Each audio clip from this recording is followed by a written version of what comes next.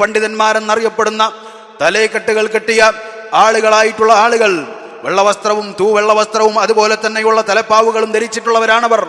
ആളുകളെ അള്ളാഹുവിൽ പങ്കുചേർക്കുന്നതിലേക്ക് വഴി നയിച്ചപ്പോൾ പൂച്ചൽ ടൗൺ മുസ്ലിം ജമാഅത്ത് മഖാമിൽ അന്ത്യവിശ്രമം കൊള്ളുന്ന മർഹൂം സയ്യിദ് ഹൈദ്രോസ് കോയ തങ്ങളുപ്പ അവരുടെ 83ാമത് ആണ്ട് നേർച്ചയോടനുബന്ധിച്ചാണ് ഉള്ള പരിപാടികൾക്കാണ് ഇന്നിവിടെ തുടക്കം കുറിച്ചിരിക്കുന്നത്. ഇന്ന് മലയാളി അല്ലെങ്കിൽ മലയാളക്കര കേരളക്കര കാണുന്ന ഏറ്റവും വലിയ ദുരവസ്ഥയെന്ന് നമ്മൾ മനസ്സിലാക്കണം.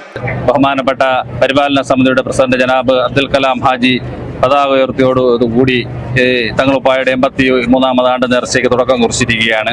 ആണ്ട് നേർച്ച ദിവസമായ ആഗസ്റ്റ് 15-ാം തീയതി വെള്ളിയാഴ്ച വൈകുന്നേരം 4:30 നടക്കുന്ന മൗലൂദ് റാത്തീബ് ദിക്റിലും വയനാട് നടന്ന ദുരന്തത്തെക്കാൾ എത്രയോ വലുതാണ്.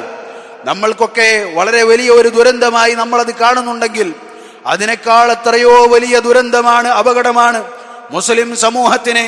സഹോദരങ്ങൾ, നമ്മൾ മനസ്സിലാക്കണം. വെള്ളിയാഴ്ച വൈകുന്നേരം 4:30 നടക്കുന്ന മൗലൂദ് റാത്തീബ് ദിക്റിലും അത് കഴിഞ്ഞ് രാത്രി 7 മണിക്ക് നടക്കുന്ന പമ്പിച്ച കൂട്ട സിയാറത്ത് ദുആയ്ക്കും ബഹുമാനപ്പെട്ട ചീഫ് ഇമാം ജനാബ് അബ്ദുൽ ഹാദി അൽ കാശിഫി അവർ നേതൃത്വം നൽകുകയാണ്.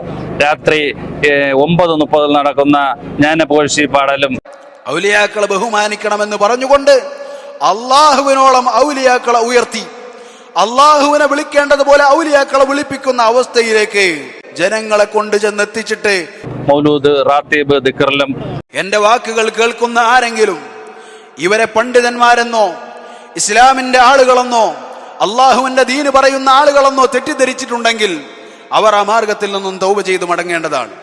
ഉദ്ഉ ഇലാ സബീൽ റബ്ബിക ബിൽ ഹിക്മ വൽ മൗഇദത്തിൽ ഹസന വജാദിൽഹും ബില്ലതി ഹിയ അഹ്സൻ. അല്ലാഹു സുബ്ഹാനഹു വ തആല പറഞ്ഞു, നിങ്ങൾ എന്ത് ചെയ്യുക? ഉദ്ഉ ഇലാ സബീലി റബ്ബിക്, നിന്റെ റബ്ബിന്റെ മാർഗത്തിലേക്ക് നീ ക്ഷണിക്കുക. ബിൽ ഹിക്മ, ഇൽമോടെ യുക്തിയോടെ നീ എന്ത് ചെയ്യുക? അള്ളാഹുവിന്റെ മാർഗത്തിലേക്ക് ക്ഷണിക്കുക.